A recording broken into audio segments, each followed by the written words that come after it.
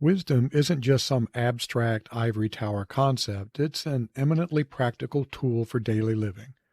A tool that will help you make decisions that align with being the sort of person you want to be and with the living a flourishing life.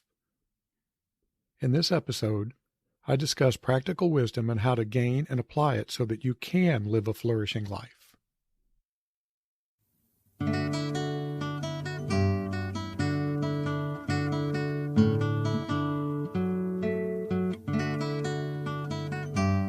Welcome to Live Well and Flourish, where I help you understand what it means to live a flourishing life.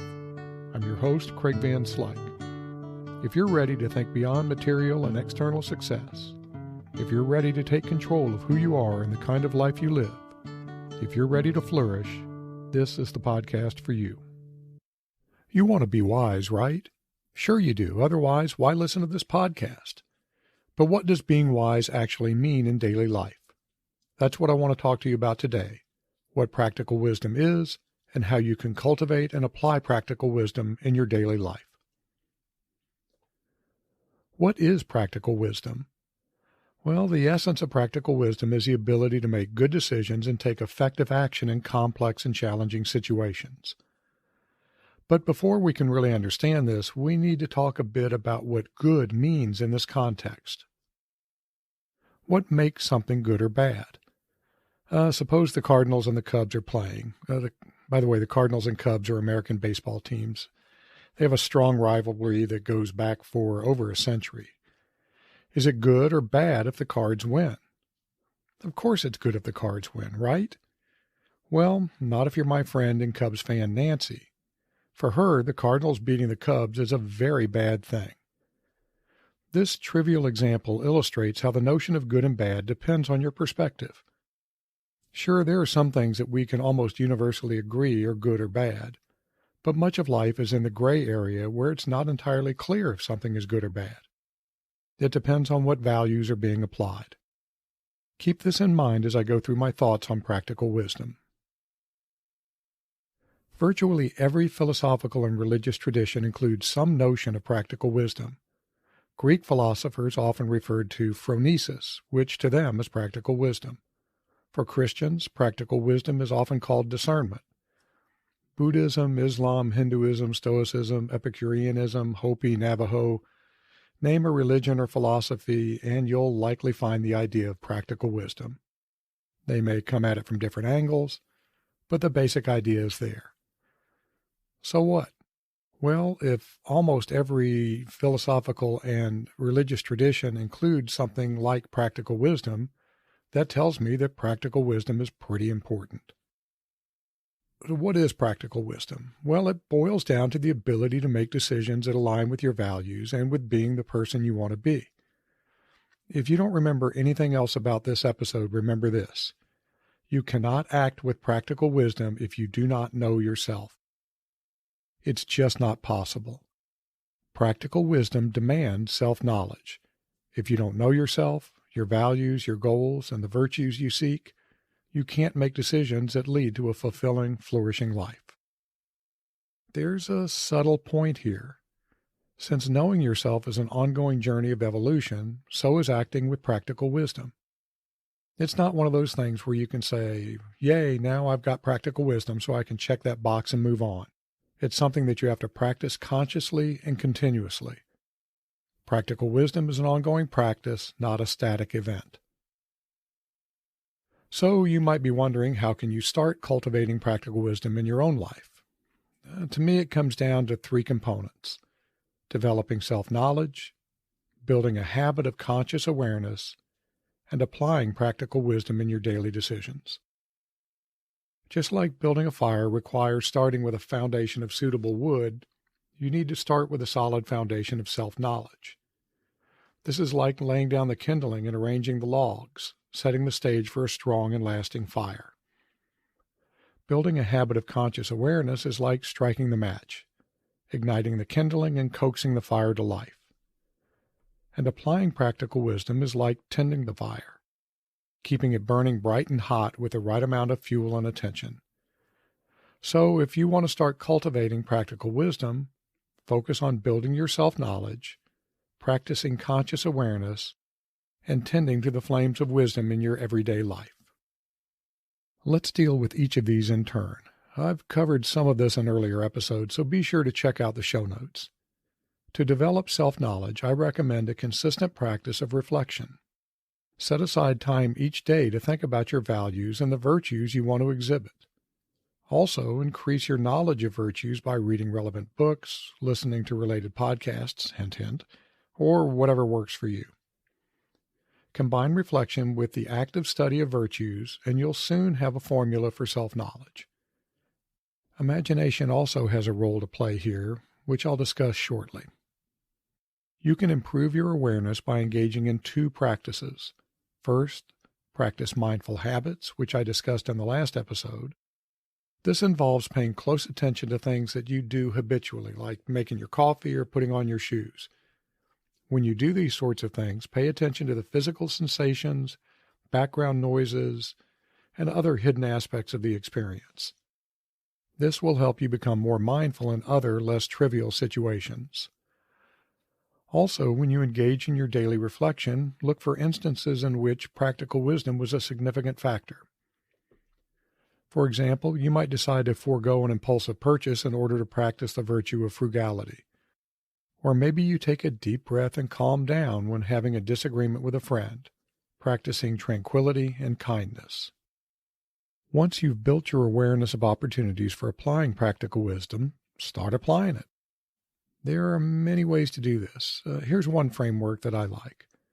When you sense a meaningful opportunity to apply practical wisdom, first gather relevant information, then consider the available options.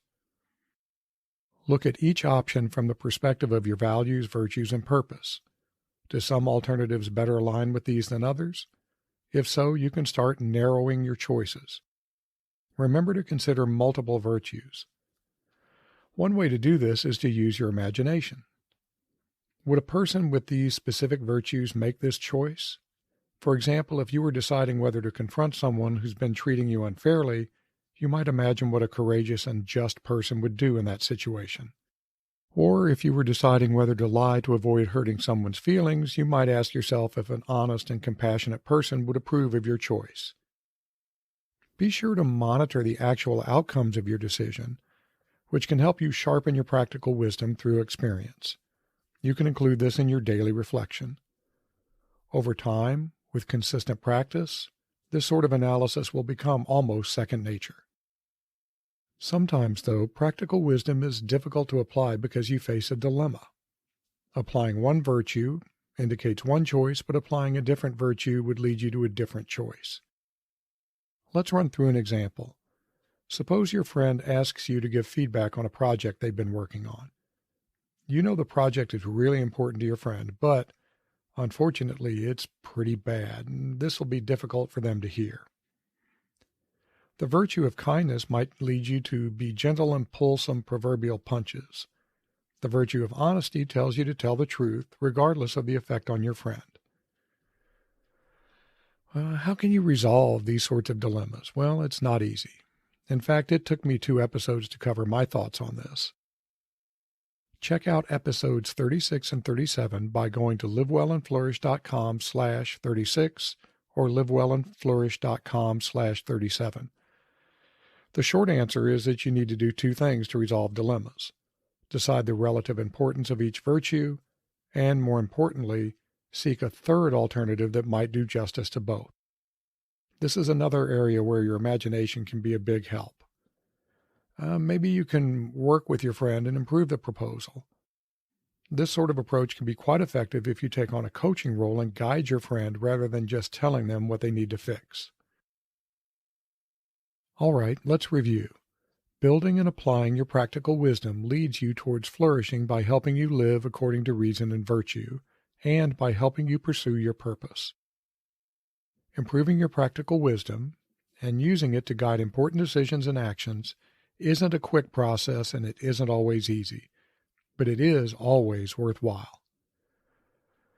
Now let's get more specific with things you can do in the coming week to build practical wisdom. First, though, I want to ask you to practice the virtue of kindness by sharing this episode with at least one other person this week. The easiest way to do this is by sending them to livewellandflourish.com/54. Okay, let's get to the 3 things. First, spend 15 or 20 minutes each day reading or listening to something that will help you learn about virtues. At the end of each reading session or listening session, think about one of the virtues you studied and ask yourself 3 questions. Is this virtue important to you? Think about whether this virtue aligns with your personal values and goals. Assuming it is important, to what extent do you currently practice this virtue in your daily life? Consider your actions and behaviors and whether you embody this virtue in your day-to-day living. Finally, think about how you can improve and better live up to this virtue. Reflect on specific actions you can take to practice and embody the virtue more consistently. By regularly reflecting on virtues and your own character, you can improve your moral and ethical values by becoming a better person overall. Second, set a daily goal of identifying 2 situations in which you had the opportunity to apply practical wisdom. These don't need to be huge things. Maybe you want to work on the virtue of patience and you sat on a long hold with customer service, or perhaps you had to decide whether to have a second piece of pie. Whatever. The act of trying to recognize 2 opportunities for applying practical wisdom every day will make you more mindful of future opportunities.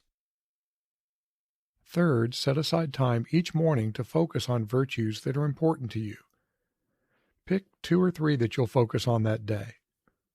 Throughout the day, look for opportunities for mid-course reflection and adjustment. Even 4 or 5 minutes is enough to focus on a virtue and on how well you've embodied it so far that day. In all of these, be careful to be evaluative, not hypercritical. As you've heard me say often, you're not perfect, and there will be slip-ups. Just try to learn from them. Remember, nothing pays dividends quite as well as your investments in developing practical wisdom. At the end of the day, practical wisdom isn't some fuzzy theoretical concept. It's, practical. Aristotle supplies our closing quote. This quote reminds us of the importance of practical wisdom as an ongoing practice shaped through daily living. For the things we have to learn before we can do them, we learn by doing them. People become builders by building, musicians by playing music, and so too we become just by doing just acts, temperate by doing temperate acts, and brave by doing brave acts. Until next time, be well, my friends. I produce Live Well and Flourish because of my dedication to helping others live excellent lives. I don't accept sponsorships and I don't want your money. The only thing I want is to help you and others flourish. If you've received some value from this episode, please share it with someone that might also benefit from listening. The best way to do that is to direct them to livewellandflourish.com. Until next time.